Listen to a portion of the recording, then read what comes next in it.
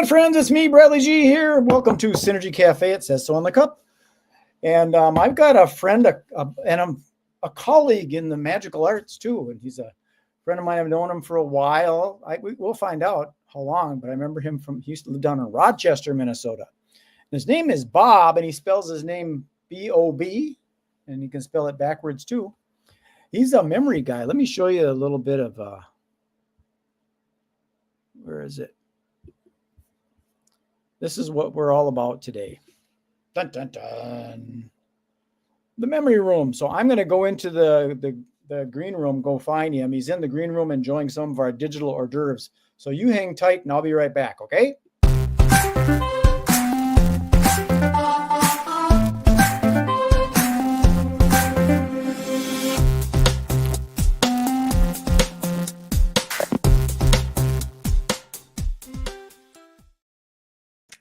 There he is, Mr. Bob Miller. How you doing, Bob? Hello, I'm doing great. Glad to be here. So you don't live down in Rochester anymore, do you? You're up here in the Northland. Yes, I live in the metro area. Okay. When did you move up here? 5 years ago. Okay, my God. Yeah. Where does time fly? Right. So do you remember when you first, when we first connected? How long ago that was? It was in the 90s or something, wasn't it? Yeah, it was a while ago when I was doing magic full time, and I think I participated in one or two of the events things that you had sponsored, and plus I think I might have run into you just at some local magic events. That'll do it. That'll do it. So I talked to you a little bit earlier, but are you married? Yes, Becky and I have been married for 3 years now. You've got one of those. There you go. Oh. Yeah. That's that woman that I saw you at the collectors convention. Yes, right. Well, congratulations. Right. Yeah. I remember that. So I want to talk to you a little bit about this thing that you got going on with the memory this week. Mm-hmm. Because a mutual friend of ours, I think, you know, John Ivan Palmer, the world's fastest and funniest. I know of him. Yes. Yeah, he does the thing where he memorizes the Time magazine, and he throws it out to the audience. They call it a page number, and he tells you what's on it. And it's mind-boggling. Yes, I used to do that. I used to do that for a presentation sometimes too. I didn't understand it until I started studying mnemonics and realizing how the memory works. It's in images and stuff. Mm-hmm. Right. So you got this thing, and you call it Remember the Room. What does that mean, Remember the Room? Remember the room means that I teach people how to remember everybody that they meet at an event. Oh. So because when you go to an event and you're doing some networking, or, you know, there's probably a number of people that you want to maybe meet at the event, and you might be introduced to 40 or 50 of them, and wouldn't it be great if you could remember their names? Yeah. And then during the event or shortly after the event, you could approach them without having to act like a stranger again and just call them by name. And there's a technique for doing that as you're right. Working the room. Exactly. Yeah, there used to be, like, I heard stories of like presidents that couldn't remember people's names, and then their wife would help them out when they. Oh, really? Their wife would. Oh, yeah. Right. Yes. Well, this is, and I'm not claiming that that people are going to be able to remember, 50 people 2 months later, and nor do you need to, because when you're at an event, you're going to be wanting to choose a few people that are probably going to be good prospects for you for whatever business or social proposition you have. So this is a way for you just to call them by name. And I can give you an example of that if you'd like. Sure. Yeah. Okay. I was at a magic lecture that was at a store, and I had just opened up my new online store for magicians, and I printed up some business cards. I wanted to give them to whatever magicians were at the event, but I didn't want to just hand them out indiscriminately like I'm some street huckster handing out brochures for new rib joint, plus there was somebody there that it was you that was giving your presentation. Okay. at the event. and I didn't want to be, in competition with that, but I still wanted to approach people. And so as the event was going on, and there was about 25 people there, and I didn't know very many of them at all, but I was listening and I was paying attention and I was grabbing people's names and I'd memorized who they were. And so after the event was all done, I would just position myself near the back of the room. And when people came to me, I'd call them by name, even though I'd never met them before. And all of a sudden they'd stop and, Oh, well, they'd approach me because, well, I must be their friend, right? Because I know their first name already. And so maybe they forgot who I was, but it was a way for me to naturally begin a conversation and say, oh, by the way, I've got a new magic store myself, and hand out my cards. And so somebody could use a technique like this in whatever business situation. I've done the same thing in my position as the marketing director at a tech company that I work for. I would just, I go to a networking event, I'd learn people's names, and then I call them by name, and I could naturally start a conversation and maybe a business relationship. well, it's definitely helpful. I used to work with a guy that did trade show sales training, and this wasn't the same thing as remembering it, but he would always say, you read their names, and then when you see the name, you go, "Hey, John, how you doing?" And they think, Right. "How do you know me?" Right. And they forget they have a name tag on. But people like to hear their name. Oh, absolutely. Yes. Here's an interesting story that'll kind of segue into it. I was at a networking event and I saw this guy. His name was Bill, and I go up to him and I go, "Hey, Bill, how you doing? You look a lot like a friend of mine. He's a magician friend. His name is Bob." Right. Well, that's my brother. You look exactly like him, and it turns out you guys are lookalikes. We are twins. That's right. So I have been used to being called the wrong name for most of my life. So can your techniques help with that? If you got people that are like identical twins, there's always something about that twin that's a little bit different. Right. You Yeah. If you see two people side by side, of course, then you can easily pick out the differences. But like with your experience, you saw Bill, and at one time you saw me at another time. So it's pretty hard to make a distinction. But yes, you're going to choose something. And if they look identical, then choose some clothing or hairstyle or something that's going to make them stand out so you can at least identify them at that event. Yeah, you guys don't look exactly alike, but similar enough. And that's why I thought, God, you look a lot like Bob. Mm-hmm, mm-hmm. And sure enough. Mm-hmm. Yes. Let's looking at another one of these. So how did you get into this thing? I know that sometimes it can be used as like a magical effect. Mm-hmm. Is that how you got into this? I got into it accidentally, really. A lot of times when companies would hire me, I was a professional magician for 20 years, and that's all I did when I was down in Rochester in southern Minnesota. And so companies would hire me for an event, and I do walk around magic during the social hour before dinner, and I just do close-up tricks for people. And then after dinner, when everybody's seated, then I would do my stage show. And when I would do those events, I would never ask people what their names were during the walk around magic because there was no point. Mm-hmm. And I thought that it wouldn't add to the show at all, so I didn't try. But this one time I was at an event in Mankato, and there was only about 15 or 16 people at the event. So I just decided, hey, I'm just going to be friendly and just ask people their names while I'm doing the walk around magic. And I wasn't trying to remember everybody, but I accidentally did. And so at showtime, when I looked out at the audience, I realized I knew everybody's name. So I thought, hey, it'd be fun just for me to greet everybody. So I said each person's name like that. And the applause that I got was like instantaneous.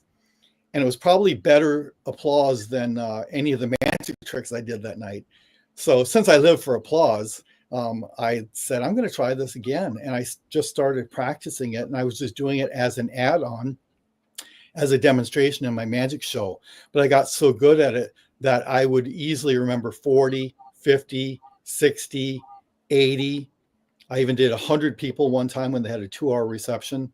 Wow. And if people are skeptical about that, you can see a video of me doing 80 names on YouTube. If you just do a search for Bob Miller, 80 names, 80 names. There's a 4-minute video of me naming people I had just met that night. Now, when you're doing this, like, what is it? Henry Ford that says, if you think you can and you think you can't, you're right. Isn't there a confidence issue? Because people walk around and go, I'm sorry, I forgot your name. I've got a bad memory. Yes, yes. And you're just reinforcing that you don't remember stuff. Yes, people say that all the time.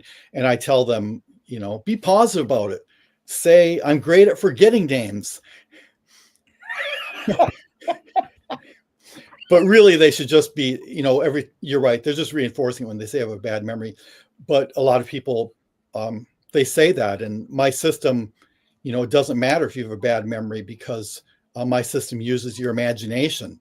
And a lot of people will say they have a great imagination. And so you're right. Part of it is mindset. If they don't believe that they can do it, they won't try.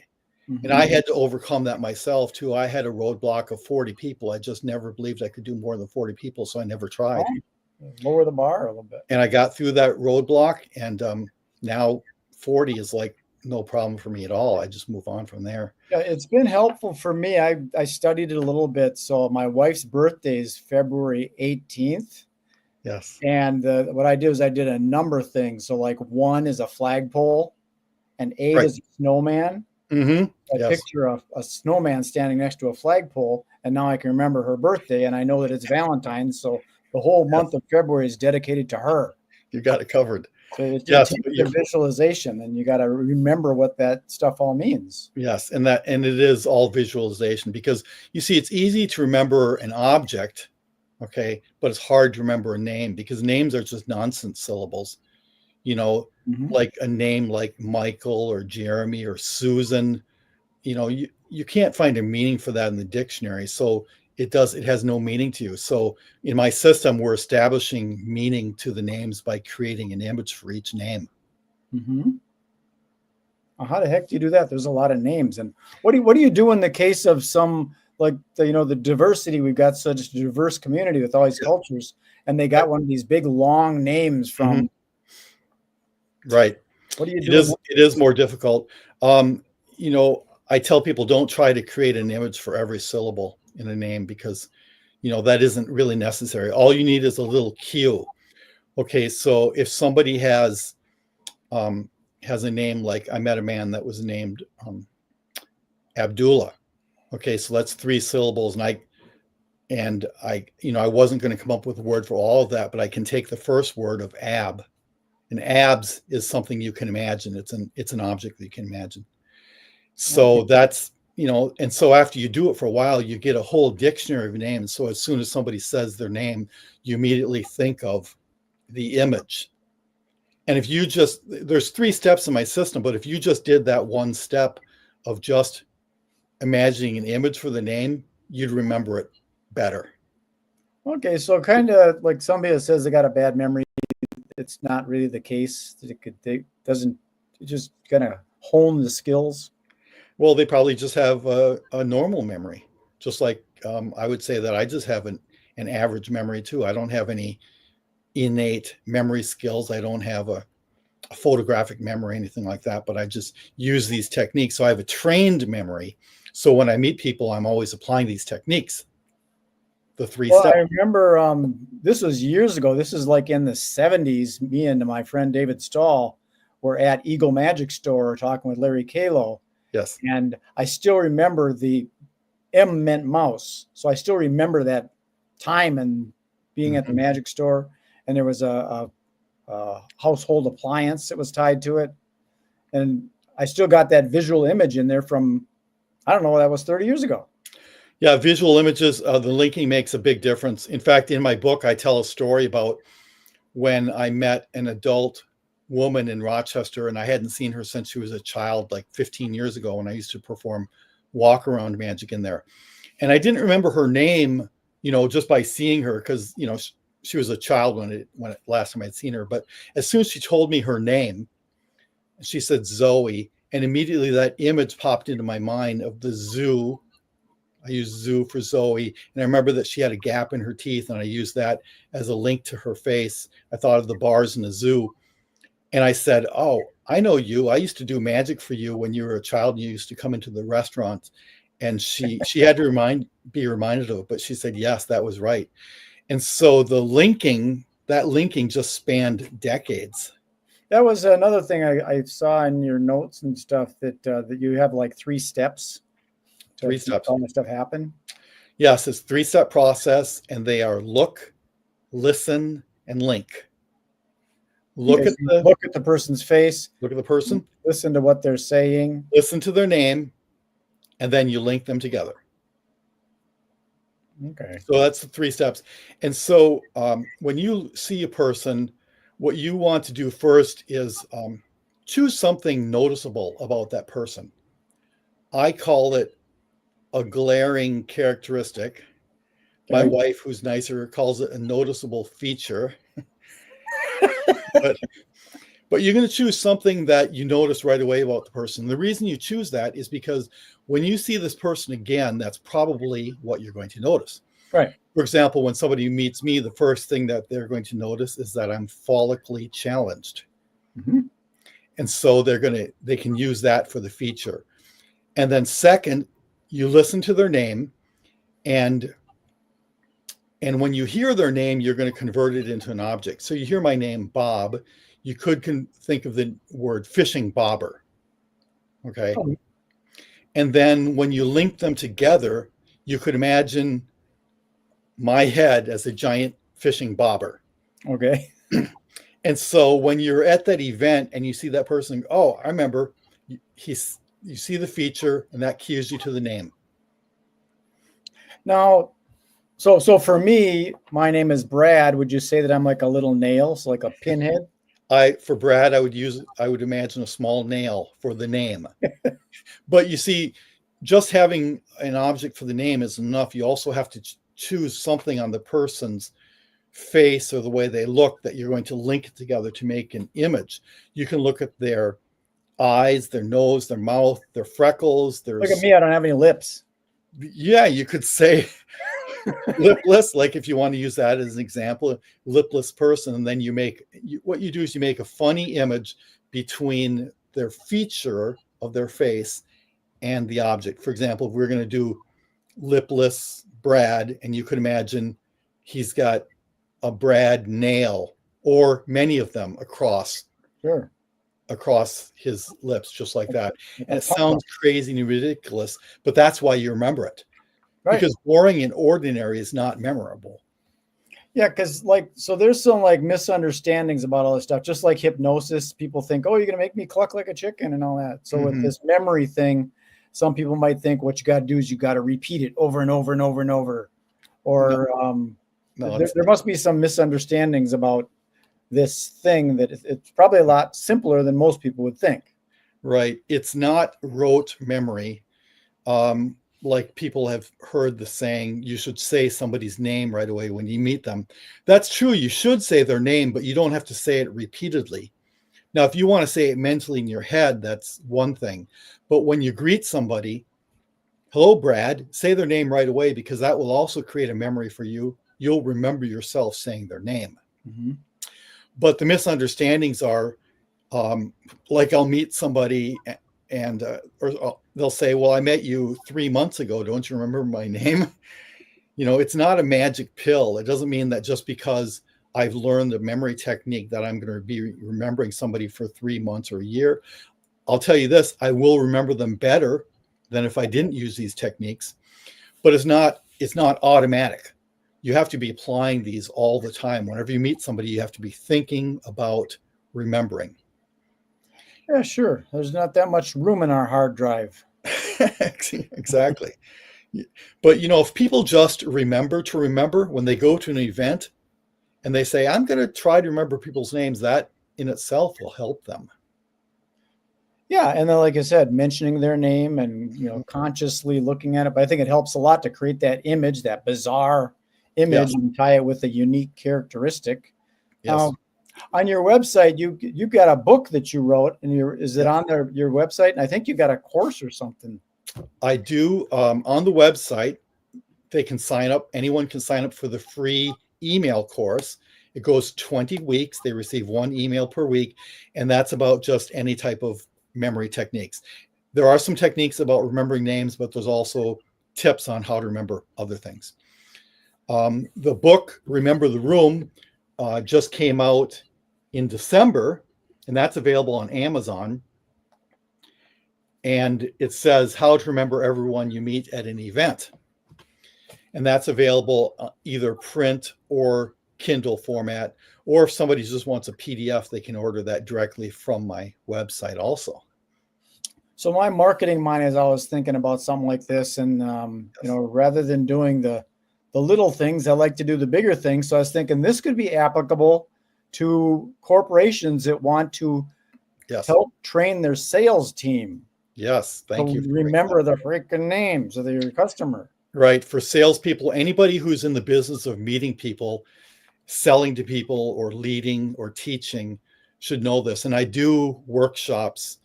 I do keynote presentations about just giving an overview of the whole process and inspiring people to believe that they actually can do this. And that's the hardest thing for me, to really convince people they can do this.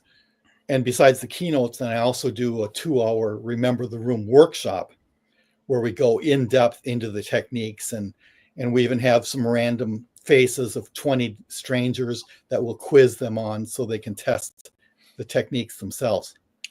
So this is a lot more powerful than the old CRM system. Everybody's got that little thing that keeps contacts, and you can say the spouse's name is Linda, and they've got the son and a daughter, and they play soccer, and he likes going fishing, and you type all it in there. Then you go to an actual event and go, "Hey, Bob, how's it going? How's your wife? What was her name again? Let me check my CRM." Right. Well, that is a good point. There's nothing wrong with writing down information about your clients and everything, and you definitely should do that. But your smartphone can't cue you on who you're just meeting, so that's something that you do have to have in your smart brain instead. But if you know that you're going to be going to an event and you have a membership list, I would recommend reviewing that list before you get to the event, because that may help you too. Absolutely. You could go there and you link the names and go, "Oh, there's the characteristics in the face," and that would embed it even better. And people will like that. They like to hear their names. And I always say that the name is the first step to the relationship. It's the key that opens the door to the business relationship. And so if you can call somebody by name first, you've already made that first step in the relationship. Well, we've gone for about 22, 23 minutes here now, and I don't like to keep these too long, like a Joe Rogan 4-hour podcast. I want it to be consumable. Sure. So is there anything else you can share with us that we haven't really talked about yet? And I'll stick your website back up there again, and then we'll close this off. I would say that people should I just want to convince people that they really can do this. And whether they need it for business or social situations, if you start remembering people's names, people will notice. They will know that you're remembering names. And I think it's great to be known as the person that remembers other people, because if you remember them, they will remember you. Well, it's good that you could be remembered as a memorable guy that remembers things. Exactly. Well, I'm going to let you go into the green room, and we've replenished all the hors d'oeuvres and stuff so you can help yourself. And if you got a briefcase or something, feel free to fill it full of granola bars and all that other digital stuff. Very low cal, by the way. Great. Thank you. It was great being here. I appreciate you taking the time. If you want to stick around, we'll have a conversation after. Okay. Peace. There he is, our friend Bob Miller, Robert Miller, memorymagic.info. Easy to remember that, memorymagic.info. And it's a fascinating thing. I'm a hypocrite because I think I don't have a good memory, but it helps a lot if you actually take some kind of image and pound that in.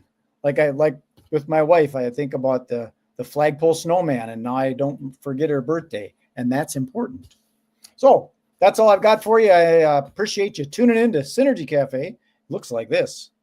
And if you want to do an interview with me, you can just rattle my cage, and I'll I'll accommodate. So peace, love, and happiness. Enjoy the rest of the day. Be good, be kind, be nice. Peace.